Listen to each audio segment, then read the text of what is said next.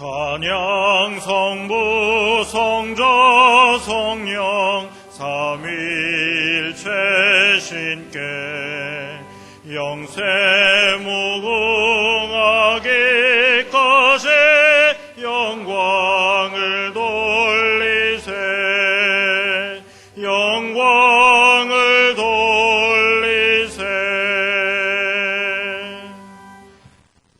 아침에 나로 주의 인자한 말씀을 듣게 하소서. 내가 주를 의뢰함이니이다. 나의 다닐 길을 알게 하소서. 내가 내 영혼을 주께 받들미니이다.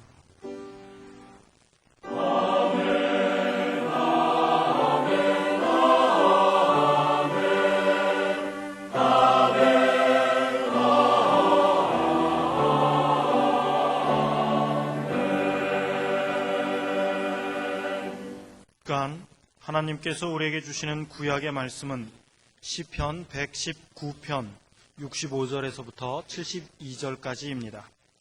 제가 가진 성경으로 891쪽입니다. 여호와여, 주의 말씀대로 주의 종을 선대하셨나이다. 내가 주의 계명을 믿었사오니 명철과 지식을 내게 가르치소서. 고난 당하기 전에는 내가 그릇 행하였더니 이제는 주의 말씀을 지키나이다. 주는 선하사 선을 행하시오니 주의 율례로 나를 가르치소서. 교만한 자가 거짓을 지어 나를 치려하여 싸우나 나는 전심으로 주의 법도를 지키리이다. 저희 마음은 살쪄 지방 같으나 나는 주의 법을 즐거워하나이다. 고난 당한 것이 내게 유익이라. 이로 인하여 내가 주의 율례를 배우게 되었나이다. 주의 입의 법이 내게는 천천 금은보다 승하니이다. 아멘.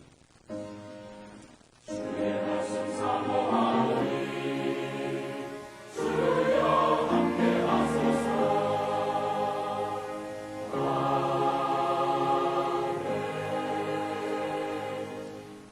하나님께서 우리에게 주시는 신약의 말씀은 디모데후서 2장 1절에서부터 4절까지입니다. 제가 가진 성경으로 343쪽입니다. 내 아들아, 그러므로 내가 그리스도 예수 안에 있는 은혜 속에서 강하고 또 내가 많은 증인 앞에서 내게 들은 바를 충성된 사람들에게 부탁하라. 저희가 또 다른 사람들을 가르칠 수 있으리라. 내가 그리스도 예수의 좋은 군사로 나와 함께 고난을 받을지니 군사로 다니는 자는 자기 생활에 얽매이는 자가 하나도 없나니 이는 군사로 모집한 자를 기쁘게 하려 함이라. 아멘. 오늘의 신약 본문 말씀 중에서 3절과 4절을 다시 보시면 내가 그리스도 예수의 좋은 군사로 나와 함께 고난을 받을지니 군사로 다니는 자는 자기 생활에 얽매이는 자가 하나도 없나니 이는 군사로 모집한 자를 기쁘게 하려 함이라. 신약 성경에 보면 전도자를 예수 그리스도의 군인으로 비유한 경우가 여러 번 나오고 있는데 여기서는 신령한 군인으로서 먼저 고난을 믿음으로 이겨낼 것을 말씀하고 있습니다. 어떤 고난도 믿음이면 이길 수 있습니다.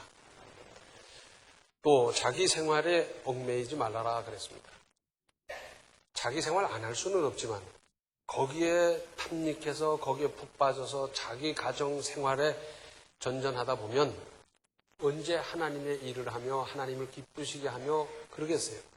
먼저 그의 나라와 그의 의를 구하라. 그리하면 이 모든 것을 너희에게 더하시리라고 말씀하셨는데 그럴 사이가 없어지면 어떡하겠습니까?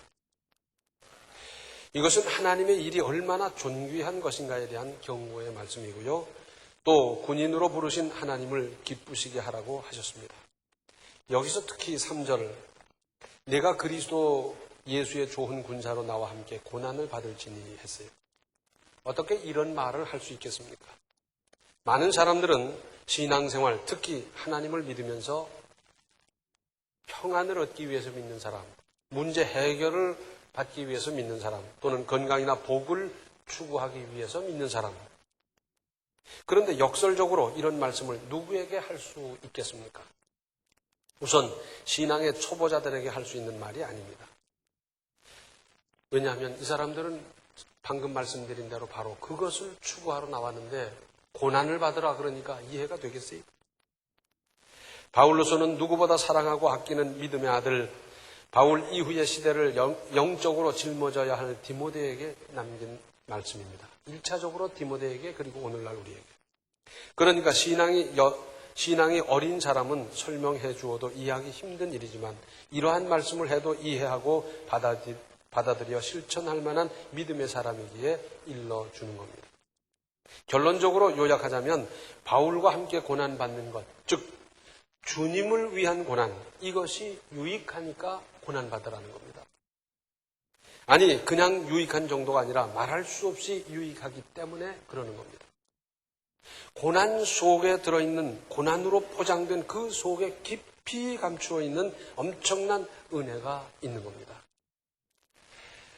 주님을 위한 고난을 겪으면서 거기에 기적이 있었고 하나님의 능력이 나타났고 생각지도 못했던 역사가 얼마나 많이 일어났는지, 그래서 고난받으라는 겁니다. 사실 인생 일생을 살아가면서 고난이 없었다면 도저히 깨달을 수 없는 일들이 얼마나 많습니까? 그래서 오늘 구약 본문 시작할 적에 65절에 여호와여 주의 말씀대로 주의 종을 선대하셨나이다. 하나님께서 그의 자녀 종을 선대하셨는데 그 내용을 구체적으로 말씀하자면 뭐냐? 67절에 고난당하기 전에는 내가 그릇 행하였더니 이제는 주의 말씀을 지키나이다. 고난 가운데서 바로 깨달아 이제는 하나님의 말씀을 제대로 지키게 됐다 하는 것입니다. 그러면서 71절을 개정판으로 보면 고난당한 것이 내게 오히려 유익하게 되었습니다. 그 고난 때문에 나는 주님의 율례를 배웠습니다. 고난이 없었더라면 배울 수 없는 일이었습니다. 또 72절을 개정판으로 보면 주님께서 나에게 친히 일러주신 그 법이 1000만 금은보다 더 귀합니다. 세상 사람들은 금을 추구합니다. 금을 위해서 평생을 투자합니다. 금을 위해서 목숨을 겁니다. 그런데 고난을 통해서 깨우쳐 주신 그 진리가 1000만 금은보다 훨씬 귀하더라 하는 것을 이제 깨달았습니다. 그런 말이 있지요. No cross, no crown. 고난이 없이는 영광이 없다는 겁니다. 사람에게 만일 죽음이 없다면 얼마나 교만방자해지겠습니까? 그러고 보면 사람은 누구를 막론하고 죽음에 이른다는 것도 은혜고 심판이 있기 때문에 긴장하며 산다는 것, 이것 또한 은혜 아니겠습니까? 그런데도 많은 사람들은 마치 1000년 만년 살 것 같이 자기에게는 죽음이 해당되지 않는 듯이 사는 어리석음을 밥 먹듯 하고 있지 않습니까? 그래서 오랜 경험에서 우러난 이런 격언도 있습니다. 젊어서 고생은 사서도 한다. 왜 그래야 되느냐 하면, 자, 젊은 사람 입장에서 앞으로 살아야 될 기나긴 인생을 생각할 적에 젊어서 고생해 둔 것이 남은 인생을 사는데 유익하기 때문입니다. 우리나라에서는 재벌 2세가 어떡합니까? 재벌 후계자를 기를 적에 자기 회사에 집어넣어서 거기서 이런 일 저런 일 하게 했다가 나중에 후계자로 세워요. 그러죠? 일본은 좀 달라요. 변성명을 해서라도 다른 회사 말단 사원으로 집어넣어서 거기서 이런 일하고 저런 일하고 말단 사원들의 정서, 그들의 삶, 그들의 인생 함께 체험하면서 개장되고 과장되고 상당한 지위가 되고 많은 경험을 쌓았을 때 데려다가 후계자를 세운다 그래요. 누가 잘하는 겁니까? 재벌 회장의 아들이 들어왔는데 그 앞에서 제대로 모든 의사 전달이 되며 말단 사원의 정서를 읽을 수 있으며 뭐가 되겠습니까? 우리보다 훨씬 그 사람들이 그 부분에서 앞서 있는 것 같아요. 전혀 모르는 데 가서 고생하면서 거기서 터득하고 거기서 익히고 거기서 생활하는 것이 나중에 회사를 운영하는데 훨씬 잘 되지 않겠습니까? 성경에서 예를 찾아보면 아브라함은 하나님의 말씀을 받자마자 본토 친척 아비집을 떠나는 일생일대의 결단을 하고 실천했는데 그 다음 어떠했습니까? 그렇게 무서운 결단을 했으니 그 다음부터는 복이 터지도록 일마다 때마다 임했습니까? 아닙니다. 피나는 연단과 훈련 과정이 계속됐습니다. 왜냐하면 믿음의 조상으로 쓰시려니까 인간한 훈련 가지고 안 돼요. 큰 그릇을 만들기 위해서 하나님께서는 그렇게 하셨습니다. 하나님께서는 좋은 그릇으로 쓰실 계획이 없으신 사람에게는 연단도 훈련도 부과하지 않습니다. 내버려 두는 거예요. 그러나 사랑하고 큰 그릇으로 쓸 사람은 하나님께서 연단하시는 겁니다.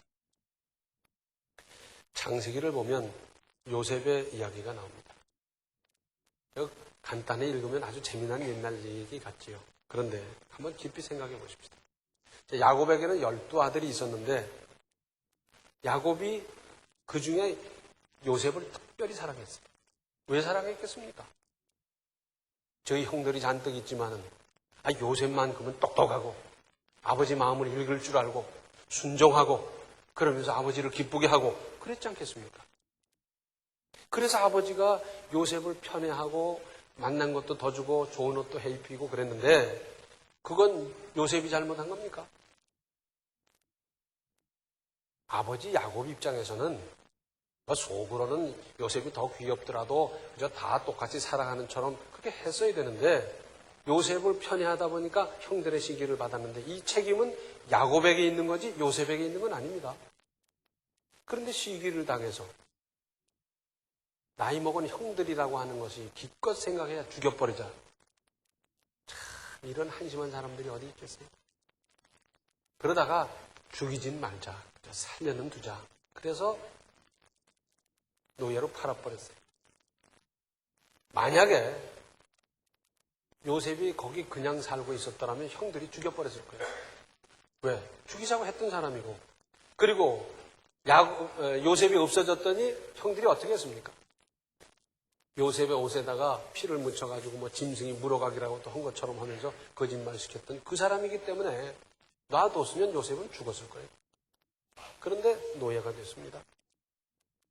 자, 아버지의 사랑을 듬뿍 받으면서 잘 살던 요셉이 하루아침에 노예가 되니까 어떻게 됐겠어요? 야, 너 이 짐 져. 이거 먹어. 여기서 자. 그러는데 이건 완전히 사람 취급도 못 받는 거예요.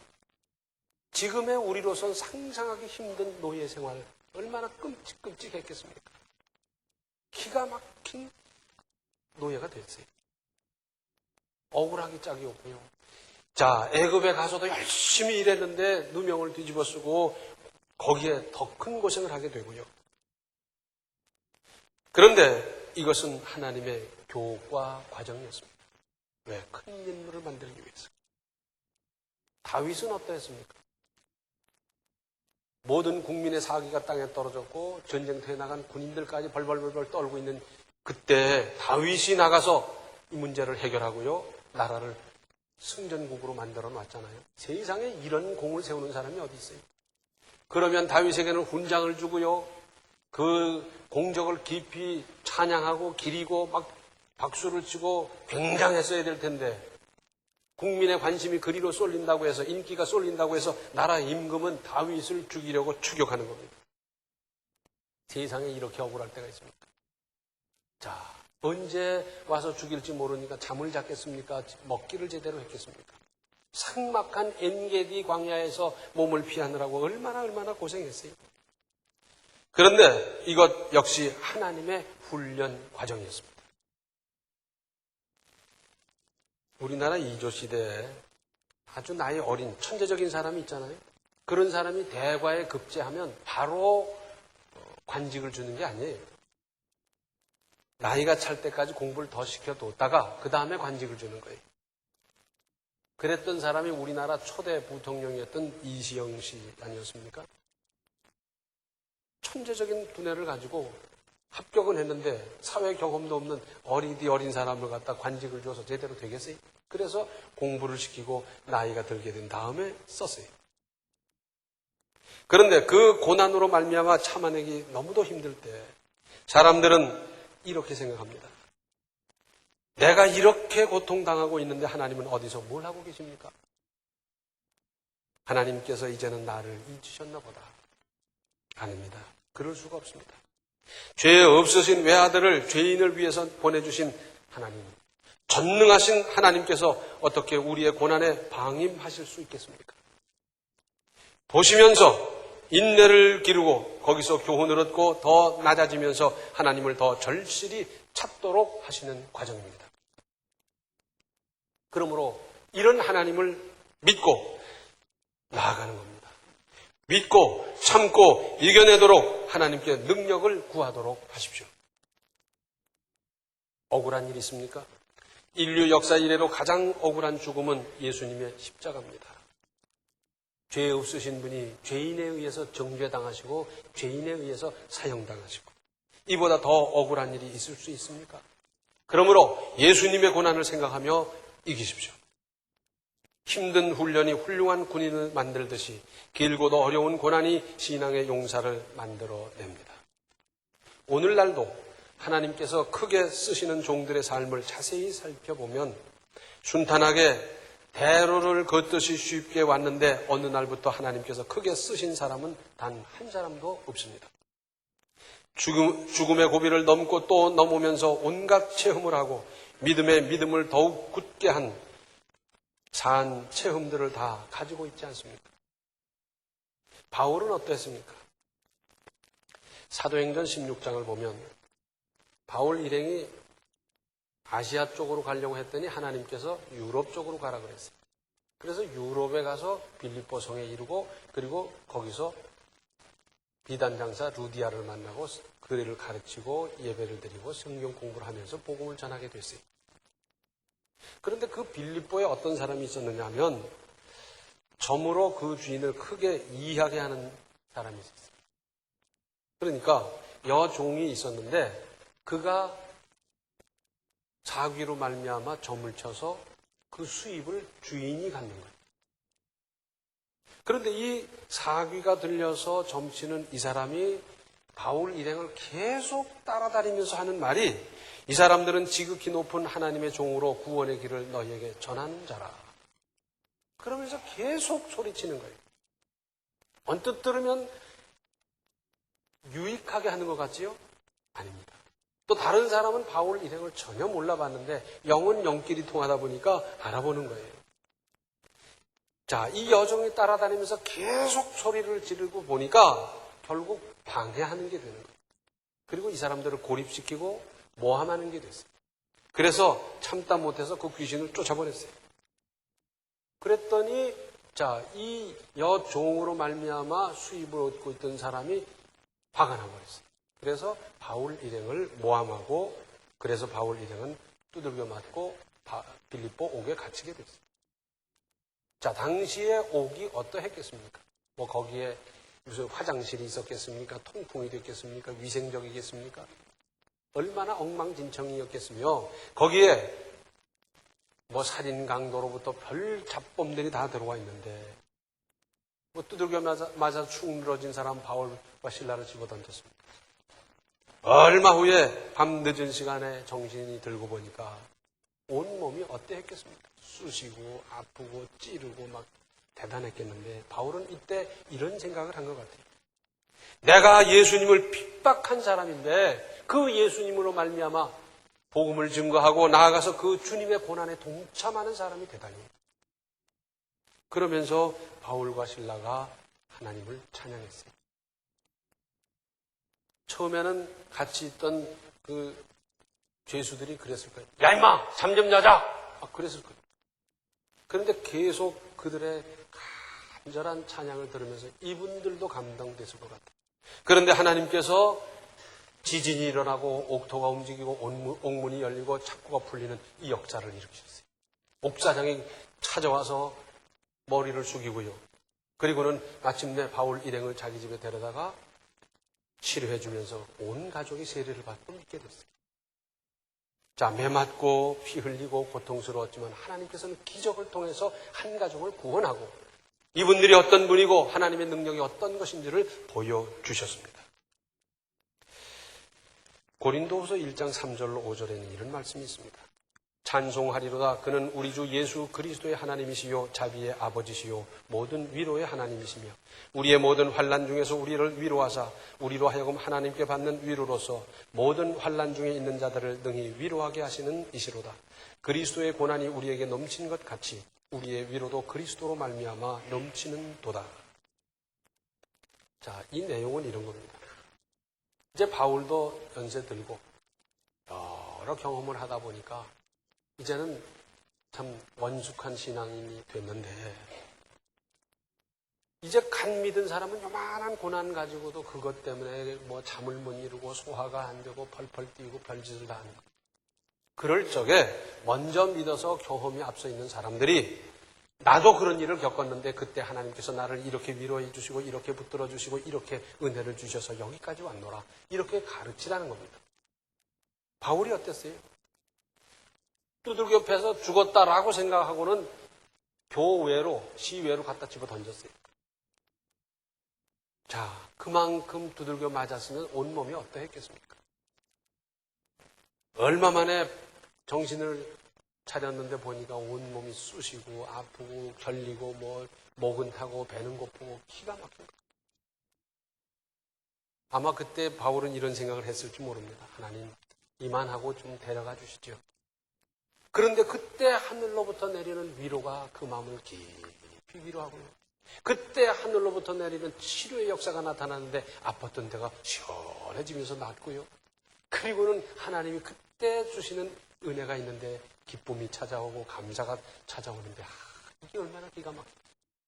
거기서 새 힘을 얻고 그리고 다시 전도하러 떠나는 겁니다. 바울도 사람입니다. 바울은 예수님이 아니에요. 만약에 그가 당한 고난이 100인데 위로와 치료는 30이라면 바울도 쓰러지고 죽었을 거예요. 그러나 그가 받은 고난이 100인데 하나님의 위로와 치료와 평강과 은혜는 1000이고 만이고 10만이고.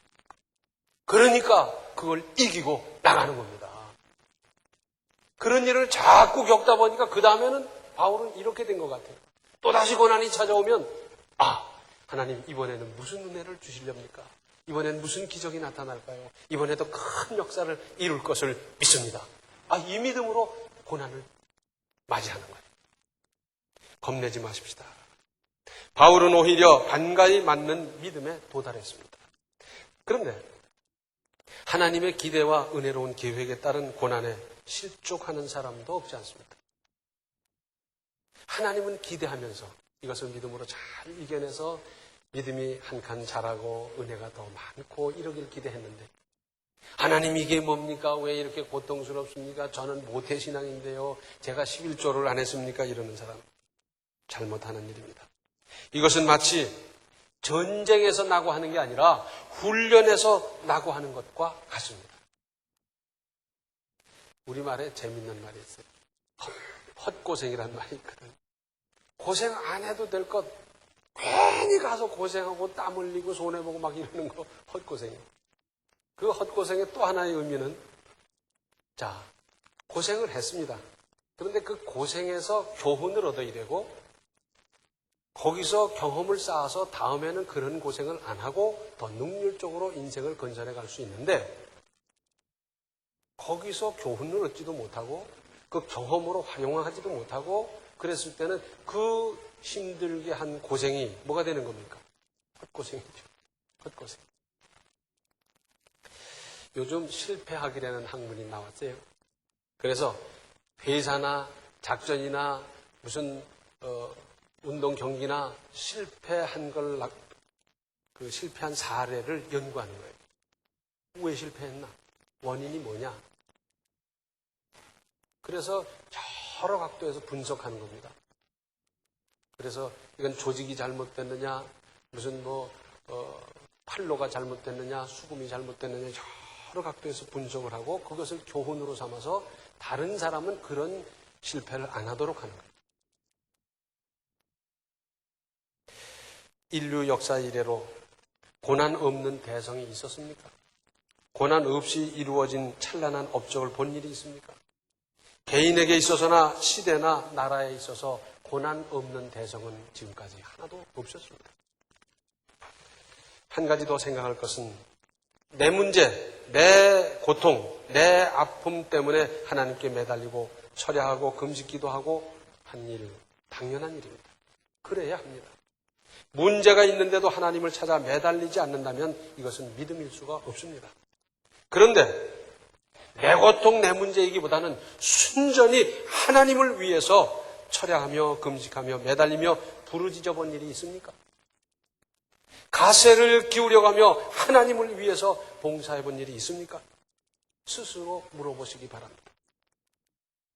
자나깨나 제 문제, 제 자식, 제 일 때문에 했지 하나님의 영광을 위해서 전적으로 그 일을 위해서 철야하며 금식하며 매달리며 가세를 기울인 일이 있습니까?